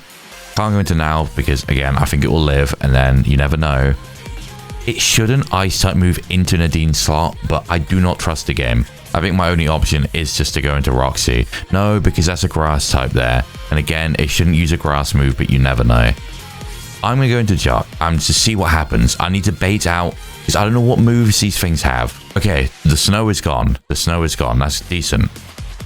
Blizzard. That might do a lot of damage. Okay, missed. Wood Hammer. That's going to do a lot of damage. Holy fuck. Okay. That's not... But that is no recoil. What is that? I swear it should do more than that. Can this kill? I don't think this can kill. You want to prove me wrong, Michael? Michael? Michael! Okay. Okay. Never doubt Michael. Never ever doubt Michael. And that's all my health back. Blizzard is scary. If that had landed Blizzard on Michael, that would have been real close to dying. Real close. I've got the rain up from Manaphy. Oh my god. Bro, I might have just cooked myself. I genuinely might have just cooked myself. I just accidentally set up rain, and she has a Manaphy and a Milotic. 1772. This is really bad. Like, this is really bad. All I can think to do, Drain Punch into Milotic and switch in. No, I can't switch into Cosmos because fucking using Blizzard. Switch into Roxy. Switch into Roxy. This is all I can think to do. I don't like risking Roxy like this. Last was perfect. Okay, okay. Defend Order might be annoying. Is it both defenses? It is. Okay. That might be annoying, but thank God the Manaphy wasted a turn. +1 defense, how much can I do? Michael is so strong, bro. Okay. I think if I... I think Milotic might end up being the bigger threat. So I'm going to Drain Punch, T-Bolt Milotic.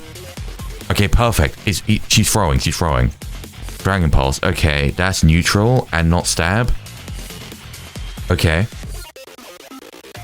What? Are you for real? Milotic has Motor Drive? Bro, I need this Pokemon. I love Milotic. I've spoken about this before. I love Milotic, and I've never, ever had a proper chance to use it. It has Motor Drive. Bro, I need that Pokemon. In that case, what I'm going to do is I'm going to Drain Punch Milotic, and I'm going to T-Bolt Manaphy. Okay, so she does have full restores. By the way, I would assume that she is set to max AI and everything, so I'm not sure why she's going for Last Resort, but I'm not going to complain. That's the type of luck I need right now, you know? How much can I do? Can I two-shot you? I can do... that's a roll. That's definitely a roll, right? What did a Manaphy go for? Did it Last Resort again? I think it must have. Okay, if that Manaphy's going to do that, I actually think I need to Drain Punch Milotic and burn it. There's a Dragon Pulse. If the Manaphy's going to keep throwing, then that's fine. I'm a bit worried because it's probably going to pull out a move at some point, right? But I do have to be a little bit cautious. I think I might have screwed up here, though, because I'm probably going to put it back into range of full restore. That's not going to kill. She's definitely going to have more than one full restore, right? I would love to just Ice Shard it. I would love to just Ice Shard it. But I don't think I can do that. I mean, Strength and Thunderbolt Manaphy. Okay, that's fine. This is actually perfect. As long as Manaphy doesn't go for anything crazy out of nowhere, this is perfect.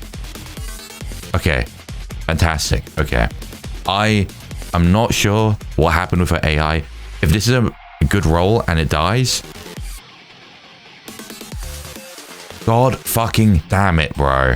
It seems like it's non-threatening, but it's gonna run out of PP for that move if it already hasn't, and she's probably gonna full restore this thing. And I don't know what's coming out next. It could be something even worse. Probably another ice type. She has an Articuno, right? Oh no. Does she have the Articuno with her? Regice. That makes a lot of sense for her, actually.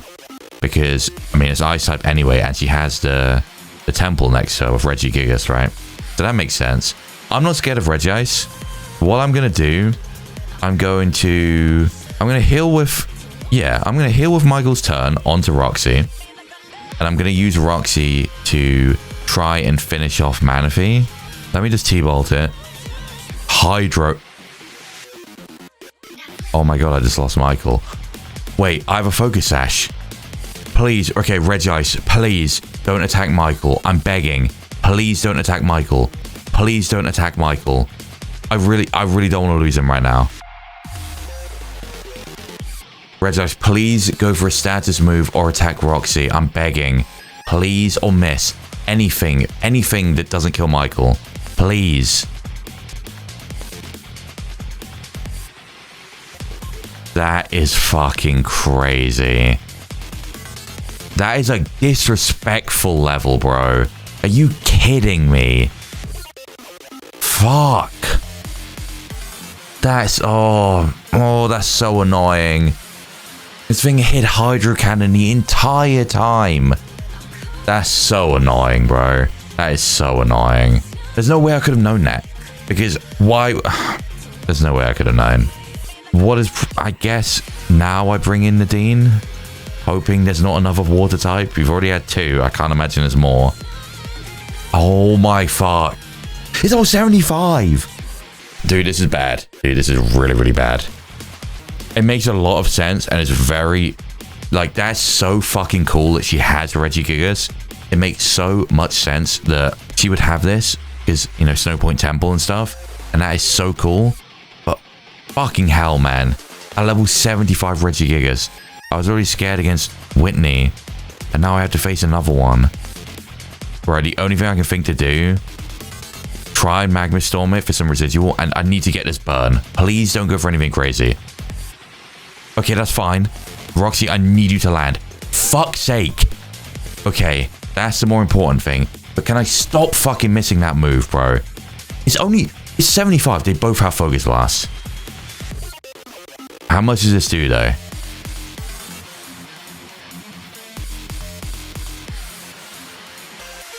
Bro, maybe I'm right to never have Nadine in. I know this thing is way... It's what, 6, 7? Oh my god.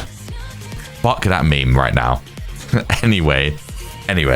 I know it's like 7 levels higher than me. I know it is. But it's non-stab. And it is a strong move too. But like... I can't be having non-stab moves do over half to me when they're neutral, bro. Otherwise, how am I meant to have him? Because... If that's the case, that double Focus Blast, if they're both going Nadine's way, will probably fucking kill, right? I can't go to now because there's a fucking Ice type move. I can't go to Cosmos because it might be an Ice type move. And Juck isn't fucking healed up. I'm gonna have to pray. I'm gonna have to heal. You know what I'm gonna do? Fire Punch Regice and heal Nadine. How much can I do? Here's the first Focus Blast. You land it. Okay, that's actually very good. Because that shouldn't do fuck all. Well, I should do fuck all, I should say. Okay. Always, bro. Always is a fucking crit. It is insane how much this happens. Okay. Good. I was gonna say, at the very least, you should be fucking missing that. After that. Jesus Christ, if that Regigigas had targeted Nadine with that crit on Nadine would 100% have killed her. If it did that much to Roxy, 100% Nadine would have been wiped out by that. 100%. I'm going to Fire Punch Regice and I'm going to heal Roxy. Astonish. Okay. Thank God this This does way too much damage, bro. If you drop my Spadef, I'm gonna be so fucking mad. Okay. Now, let's try this again. Do not flinch me. Do not flinch me. Astonish. Okay, that's fine. You can't flinch Roxy, because I'm not moving. Regice is gone. She has one more Pokemon, right? That's right. Articuno. That's fine. I think that's fine. We have an electric type and a fire type out right now. And this Regigigas seems to not have a great moveset. Roxy 66. I feel like Roxy's moveset's probably done, right?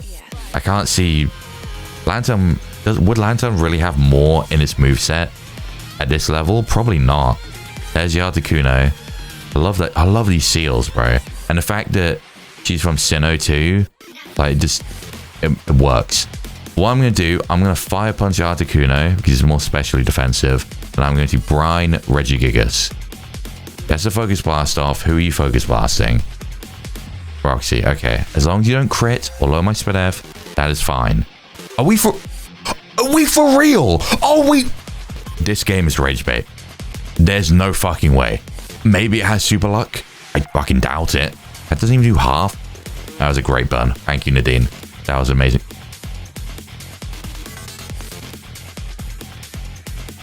Oh, it encored me. Oh my god, you're kidding. I forget that fucking immediately takes place, so I can't even brine. Oh, ooh, this game is fucking rage baiting me. Honestly, it is. I'm a Fire Punch Regigigas. Candice, please do not full restore Regigigas. Please. Please, bro. Okay, perfect. Don't flinch me. Do not flinch me. If you have a super effective hidden power, then that is fucking insane. Okay, good. Regigigas is officially gone. It wouldn't have died to that. Bro, that Pokemon is fucking nuts. It would have lived that. You see how little that Fire Punch did? Bro, that Pokemon without slow start is a problem. I'm very fortunate that it didn't have some kind of insane physical move. At least not that I saw. I don't know what its other two moves were. Let me just Fire Punch and I'm on chord, so it doesn't matter. This should be the end. I mean, it can't live and she doesn't seem to be healing. They should all have more than one full restore, right? Even as gym leaders and stuff. I wonder. I don't know. Who knows? Maybe they're only meant to have one, actually. We made it. Sinnoh leader Candice. I'm very, very sad and salty over Michael. But I will say that was a very cool battle. And just, again, the concept of her being here and being able to battle her here. And her team was fucking dope, bro. Well, she had Abomasnow, of course, because that's like her main signature. And she had Manaphy and Milotic. That's fucking cool. Articuno, Regice, and Regigigas. Bro, these Sinnoh trainers, as they've been saying, they're no joke. Candice is such a cool pick as well, because I've never really... Well, no, it's not like anyone would know. I've never spoken about it to anyone, but I actually really like Candice. I don't know why. I think to a lot of people, she's kind of irrelevant, which makes some sense, because as I've been over before, in standard games, the characters end up being a little bit boring. You don't get to see enough of most gym leaders to really get to know them well enough, really like form some sort of real bond or like opinion or something. I don't know, Candice being the 7th gym leader and being up in this secluded snowy town with this temple and stuff, super cool character. And like, I'm just getting to see her here. And of course, I know I've been glazing it, but just the fact of this whole radio tower thing, me actually being able to come up here, the fact that she's here, all of this is super fucking cool. I'm just a bit salty about Michael because it actually used Hail that turn when it could have just focus blasted Roxy, or it could have focus blasted Mist. Like, oh man, Michael is so good, bro. Michael is actually really, really good. I'm very, very sad. Anyway, let's see what she has to say. Abomasnow, return. Oh. Articuno, you wait outside until I get out to be safe for now. Oh. It's so cool, man. Ah, I see. Very interesting. I'm certain Mistress Cynthia will show great interest in you at the next champion roundtable. Oh my god. Wait, I never even considered that. Whoa. Because I was thinking about this champion roundtable thing recently because I was editing the Team Rocket base episode, the one in Mahogany, where Lance is there.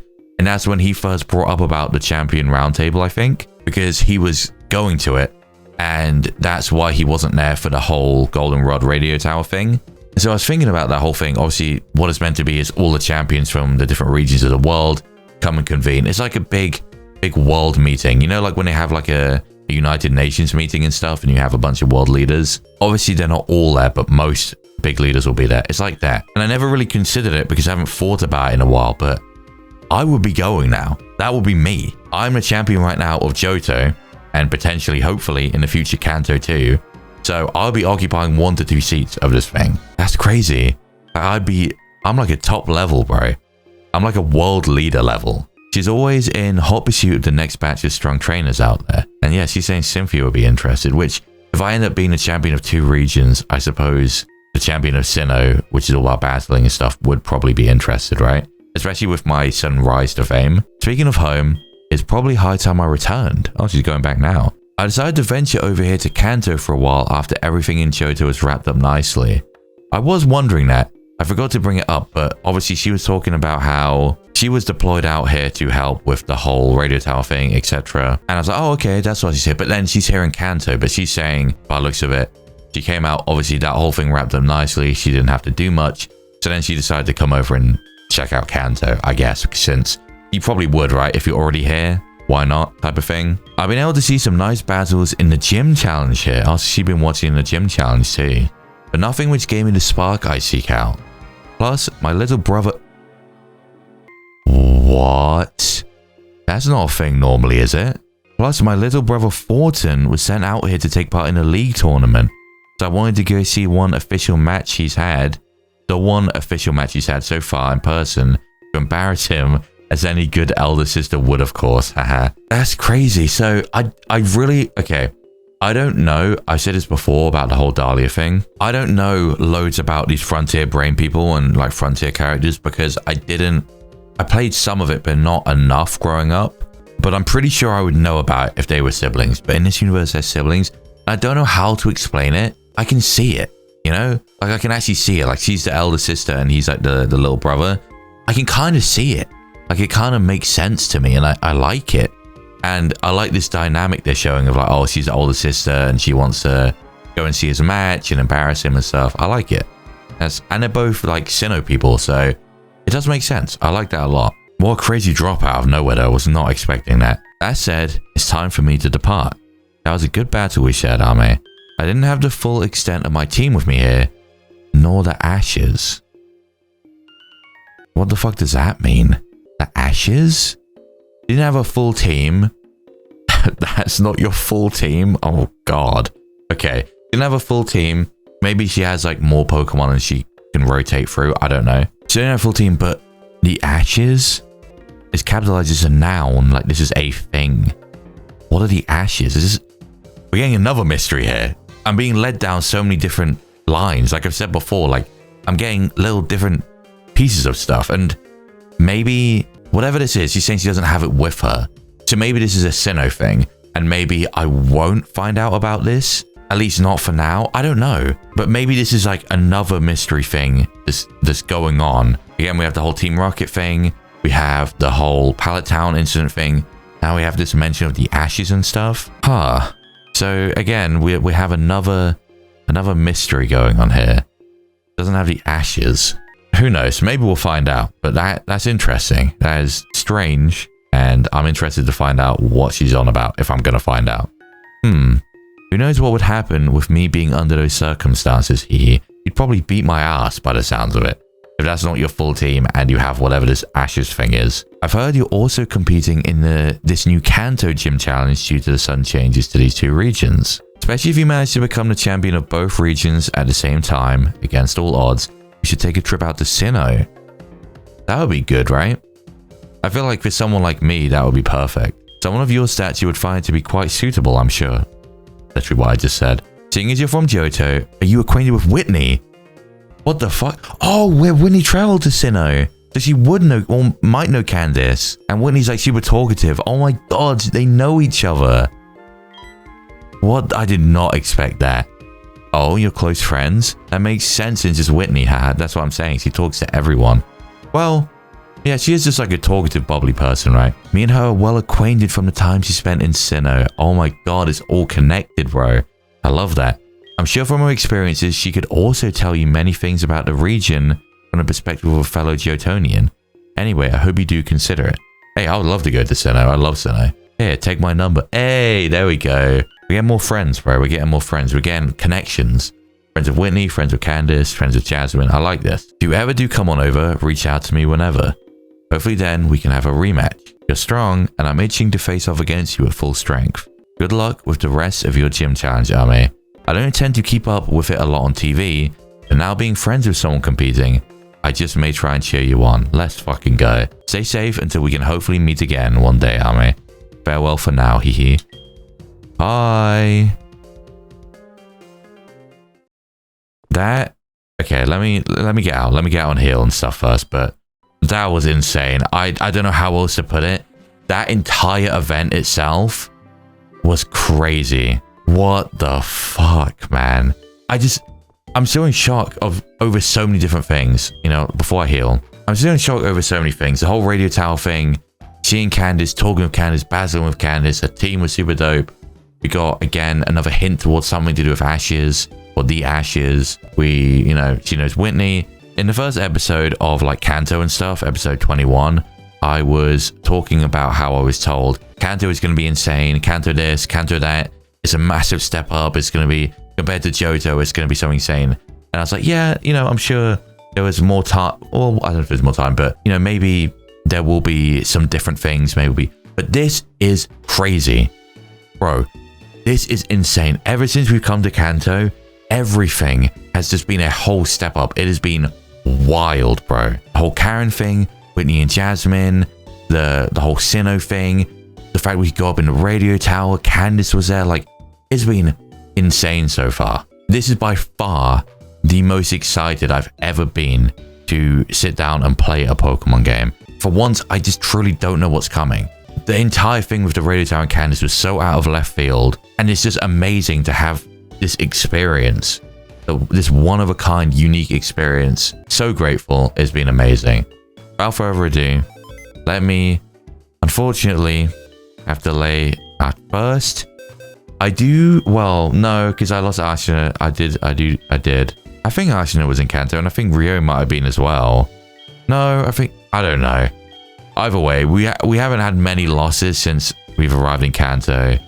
Unfortunately, Michael is one, and it is actually a massive, massive shame. I think there's only one real answer to what I do here. Because, I mean, looking at my options, water, we have, normal, we have, fire, we have, electric, we have, water, we have, poison, we have, fire, we have. This is unique, but I can't have another ground weakness. Water, we have, fire, we have, normal, we have, fire, we have, normal flying, we have, water, we have, grass, we have. We don't have dark. We do have flying, but I do think this is probably the best option, to be honest. I was saying it would be cool to use a Honchkrow, but I couldn't really fit it on the team. But with this space opening up, I do think this is probably the best possible thing. You know what? Let me put Swalot down here, Uvu down with Hebro. Because these are two, like, members who have been on the team and have been put on the bench, essentially. But I do love both of them still. Especially Uvu. Uvu is literally a Hall of Fame member. No disrespect to Uvu. It's just, we only have limited slots, right? Okay, so anyway, one thing I need to explain about. I mentioned this about how planning these episodes is very difficult. Now, of course, the plan for today was to come across east to Lavender as we have, and then make a slight pit stop here before then just going down and making our way around to Fuchsia so we could face Janine. However, of course, I was not expecting all of this stuff with I keep saying Mount Fuji. Mr. Fuji, with Candice and everything else. I don't have time to do that, really. I think if I was to go and do that too, it would just be a really, really bloated episode. I'm fine with having episodes that get up to like 2 hours, because as crazy as that was back in the day, nowadays, longer videos are just better. And I do also think watching wise, they're better too for a lot of people. I would prefer, if I was watching a series like this, to have fewer episodes, but they were in big chunks like this, then lots and lots and lots and lots of like 30-minute episodes. But if I was to stretch it all the way out to Janine, there would just be so many different things in this episode, and it would be so long that I just don't want to do that. So my plan has been ruined because, again, I can't account for things I don't know that are going to happen. It's just one of those things. However, because of that, I'm left in this awkward thing where this episode is probably going to be slightly shorter, still decent length, but then, I don't know, by the time I trim things down, this probably isn't going to be as long as I feel like it will be. So, there are a couple of things that I want to do to end off this episode real quick, and that means that next time we can just plow straight on ahead, going down to Fuchsia and facing Janine. And if we can do that quick enough next time, maybe we can even go up and face Erica to end that episode. Depends how long that's really going to be. So the two things that I want to do, first of all, I think I can access Rock Tunnel from here, right? If I remember correctly, I did come up here last time. Yes, I can. So I may as well get my Rock Tunnel encounter and go get an encounter down south too. Because really, I mean, why not, right? What can I get here? God damn it. I was trying to think that maybe I had this. I don't have it. Man, I know. Water type is the most abundant type, even to this day, I think. It's so annoying. I don't need water types. I have had a water type since episode 1, and I have no intention of my starter going anywhere. I don't need another one. I also think this is one of those awkward baby Pokemon that are annoying to catch. Is it? I think it is. It's already breaking out of Great Balls. Great. I'm really looking forward to this. Level 12, by the way. Level 12 and paralyzed, and can't get more than one shake on an Ultra Ball. Diabolical. Look at this. I've gone through like 5-6 Ultra Balls and 3 or 4 Great Balls. Watch. I can't catch it. It is a level 12 paralyzed baby Pokemon, bro. I'm using a Dust Ball. I swear to God. What? A netball. You're a water type. Bro, get in the fucking ball. I don't have money to be wasting on a Mantike, dude. Thank you. Oh my God. Some Pokemon are way harder to catch than they ever should have been. Don't know why I'm coming to this name. Is that even how you spell Veronica? It might not be. That's what you're being called. You are probably never going to be used. Never say never. It is a ground immunity, so maybe the day will come where I have no option but to slap that thing on the team. To be honest, it's pretty unlikely. I do think I got a decent amount of money though, right? 33,000. Let me grab 6 Ultra Balls. What? Okay. I don't know if I'm just crazy, but I swear to God, there was a route gate thing here in Gen 1, right? In like Fire Red Leaf Green in Gen 1. I swear there was. What happened to that? They just knock it down for no reason? Ethan, bro, go away. Do I fish or do I surf? I'm gonna surf. Let me surf and then I'll fish after and see if I made a mistake. Please give me a new type. Please give me something interesting. That is amazing. Like, that is actually perfect. That is literally perfect. There is one thing that isn't perfect, and that's this thing's catch rate. This thing's catch rate is 3. Crab Hammer in the Rain. You are level 30 though. Thing's catch rate is 3. Same as Mewtwo. 3. Why am I saying 3 like that? I'm looking for someone who's 4. Alright, okay. I shouldn't reference a meme like that because for people who don't know what I'm talking about, that's going to sound fucking crazy. I can't damage this thing. That's the problem. Okay, you can live a Psychic from now. You quad resist. You can live at least 1 Psychic, if not a couple. Because I'm not catching this thing. If I can't lower its HP at least a bit, I can't catch it. Oh my God, that's a roll. That's probably a roll.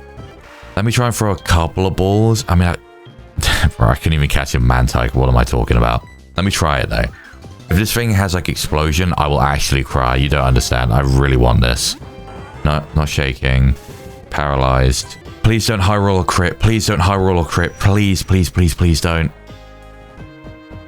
Okay, perfect. Literally perfect. It's got Steel Wing too.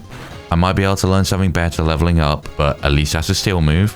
At least that's something. 11 Ultra Balls. It's in the red, it's paralyzed, but it still has a very, very low catch rate. Yeah. Ooh, this is a tough one. This is definitely a tough one.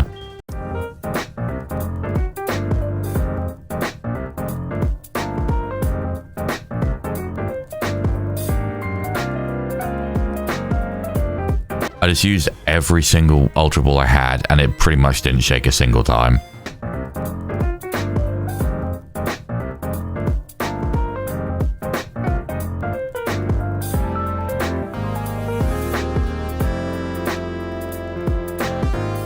I'm going to throw this timer ball. I've used everything. I'm going to throw this timer ball, and if it doesn't catch, I'm probably... You know what? Let's just see. It's been a lot of turns. Oh my god, yeah. I'm actually gonna Master Ball it. I think it's a worthy investment for the future, or even right now. Because Metagross is an insane Pokemon to the point where it's actually probably even better than most of the legendaries that I could potentially use this Master Ball on. It's on that level because of its stats and its typing. It's an incredible, incredible Pokemon. This is one of those things where I'm going to have to actually look at the team, genuinely, and see... I would want to fit Helios onto the team. I would. So, okay, you know what? Out of curiosity, even though I think I got probably the best option, let me have a look at what I could have got if I did fish. Because I almost did. Oh, bro... I made the right decision. I already have a poison type 2 and even Uvu 2. So I made the best decision. I've been wanting a steel type. It's weak to ground. That is the big problem we still have. Steel Psychic is just such a good type. It's such a good type. Okay. I'm here. In Blackthorn. All of a sudden. This is the second thing and final thing that I wanted to do is there were heart scales available in the mart in Lavender, which is something that I forgot about, but I was actually waiting for because it's perfect. There is a Pokemon which I would love a certain move on, and I thought I was going to have to wait for another, hopefully, landing the move thing on the wheel. However, it actually did learn it in its move set. So that means I actually can just go ahead and use a heart scale for it. But the other thing is, I can now look back through the moveset of every Pokemon. For example, Ampharos may have had good moves before level 30 that I never got to see, and such is probably the case for many Pokemon. So I want to go and have a look at the potential moves I can get on everyone and see what I'm working with. So first up, let's look at Chuck and let's see what we have here. We have Charge Beam, that's really good. Vacuum Wave, Discharge, but that's unfortunate. Draco, Toxic, so this is what we've seen, Toxic Spikes. Toxic Spikes could have been good since Uvu's gone. However, as I've explained before, it does kind of mess things up with Will-O-Wisp. Like, for example, I could have tried to get them up in that Candice battle, and then when the Regigigas and stuff came in, I wouldn't have been able to burn it. Draco would be cool, and Charge Beam would also be cool. However, I don't know, I can buy the Charge Beam TM, and maybe Ampharos could learn it, so maybe that's a waste. Who knows? Next up, we have now Wing Attack, Rest, Bounce, Drill Peck. Wow. All physical flying moves. I'm very glad I picked my move slot thing from the wheel to be Air Slash, because there are no special options here, and I've never picked up like an Air Slash TM or anything. Next up, we have Cosmos. We have, Giga Drain. Double hit, Grass Knot, Vacuum Wave, Giga Drain, Seed Bomb, Sludge, Icy Wind, Toxic. Toxic could be really good. Giga Drain, good, but I actually think I have more physical attack. Seed Bomb, also good, but I already have Leaf Blade, which is actually even better. Icy Wind's good because it hits both sides and will slow speed. Toxic is a potential thing. Toxic could be really good because unlike Toxic Spikes, with Toxic, I can be selective on who I poison, which is much better. Nadine, this is one I've been waiting to see. Hammer Arm, Ember, Takedown, Endure, Seed Flare, Will-O-Wisp, Fire Spin, Trump Card, Chatter, Sunny Day. Yes! Oh my god. Wait, it's Lava Plume.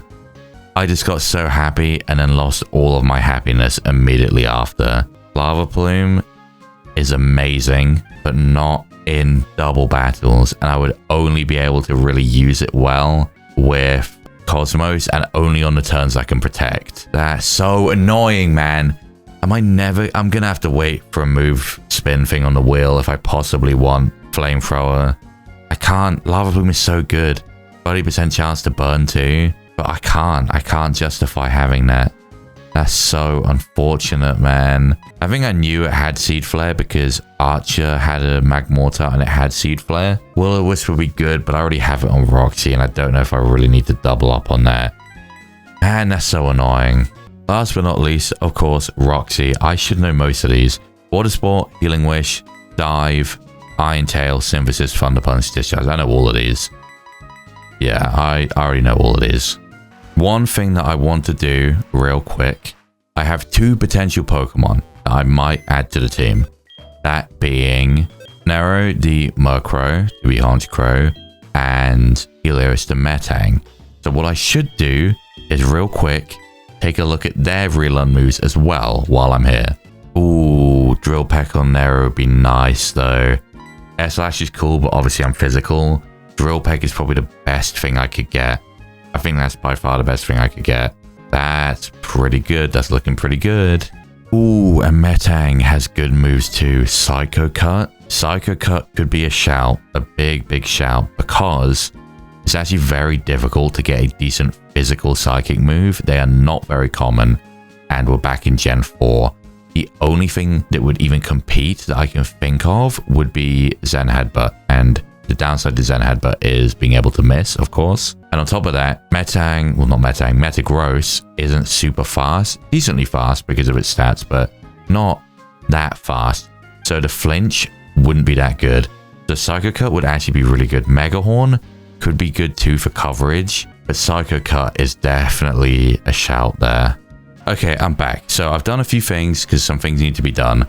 I gave Psycho Cut to Metang and leveled Helios up until it was about to evolve. And I also leveled Murkrow all the way up to the correct level because it doesn't learn moves after evolving.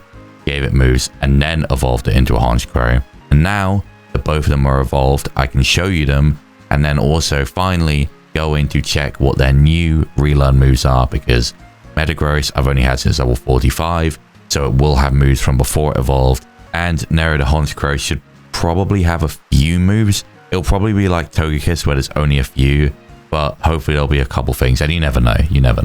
And I will just say, I do unfortunately think we have a clear-cut winner here already, but I will show you. So we have Nero, the now Honchkrow, who unfortunately, upon evolving, got Levitate, which would be a great ability for me on so many other Pokemon, but it happens to go on a flying type, and so unfortunately it is as redundant as a Rotom ban. I did reteach Drill Peck as well before evolving because otherwise I might lose access to it, and I got Feather Dance too.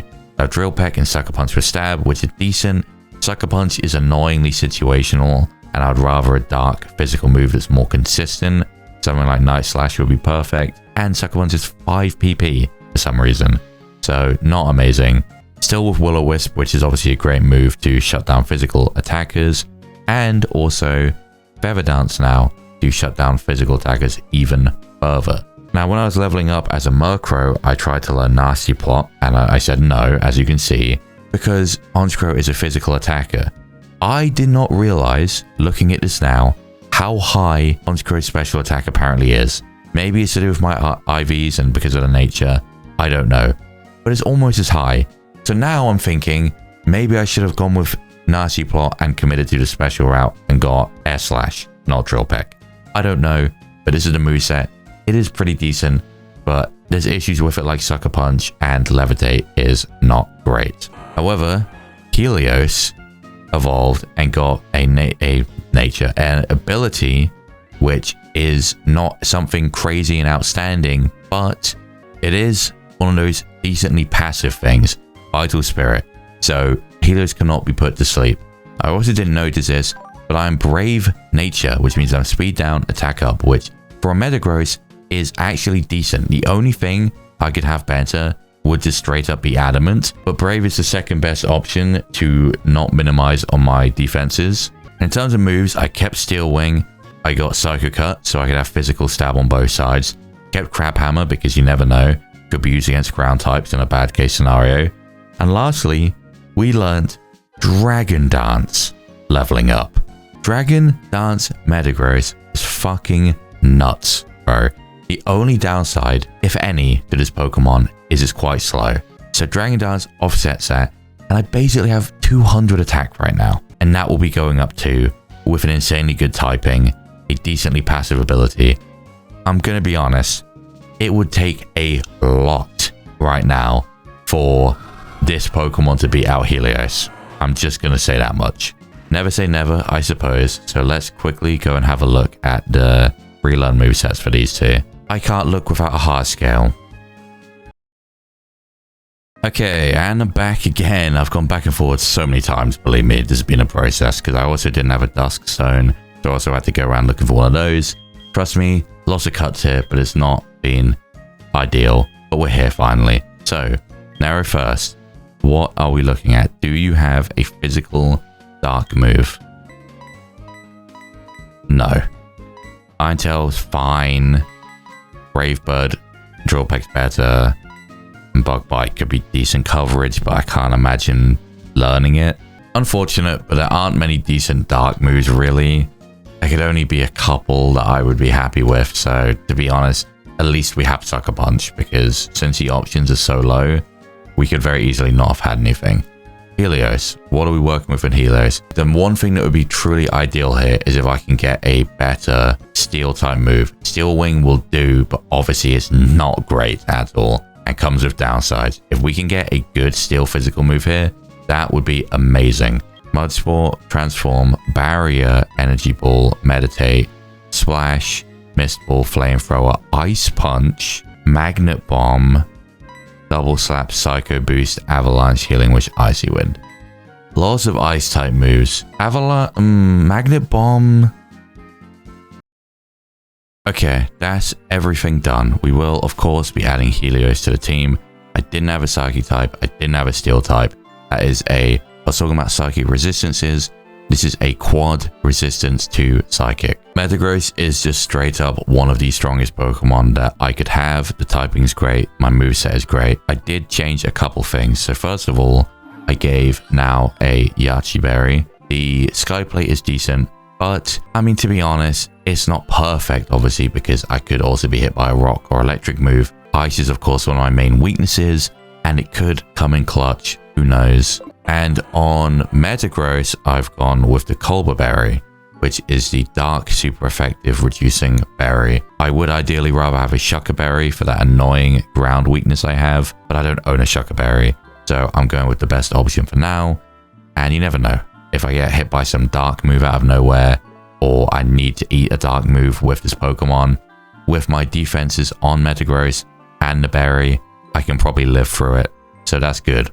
And the last thing that changed did actually swap out Steel Wing for Magnet Bomb. I lose only 10 power from Steel Wing. The trade-off for that, I mean, Steel Wing boosts defense sometimes too, but that's not consistent enough for me. The trade-off is for that 10 power, I get unmissable accuracy. Two things here. A, Steel Wing is only 90%, which sounds good, right? Of course it does. Not for me. I miss 85% moves all the time. My accuracy with landing moves in this game has been terrible the entire time I've been playing, so I would rather trade off that 10 power, especially when I'm going to be boosting anyway with Dragon Dance, make sure I land. And then on top of that, having a unmissable move, a non-accuracy checking move, is actually very, very useful and underrated. Think to Sabrina. She had two Pokemon, I think, with double team, right? She had the Mismagius and she had the Alakazam. If you do not have an accuracy by checking move, you can get screwed up by that. Because if she decided to go to +6 evasion, I could end up just missing again and again and again and again. Having a move that can land no matter what is great for those situations. So that's just another layer to it. But with all that said and all that out the way, that is it for now. This episode I have had to record in a few different parts, but it has been insane. I've said this already, but I didn't expect much from Lavender Town, but my god, has it been amazing. The whole Fuji thing, the whole Candice and Radio Tower thing, amazing. Great episode.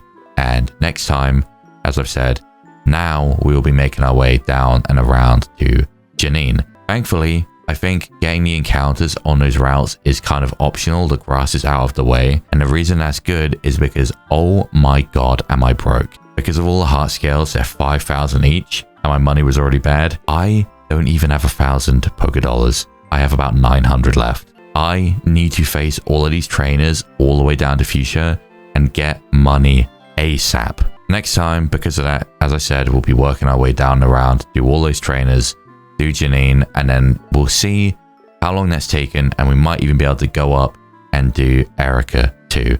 We'll see, but that will be next time. Thank you for anyone watching. This series is amazing, and it just keeps getting better. Kanto, as I said earlier, has been insane so far. Insane. I gotta give a shout to that, because it's honestly, Johto was one thing, and Johto was amazing, don't get me wrong. I had a great time with the first part of this game, but there were no lies told when it was told to me that Kanto would be a step up, and it has been amazing so far, and I cannot wait to keep playing this game. So hopefully I can see you for the next episode and any after, but for now, that is everything. So thank you for watching. Until next time.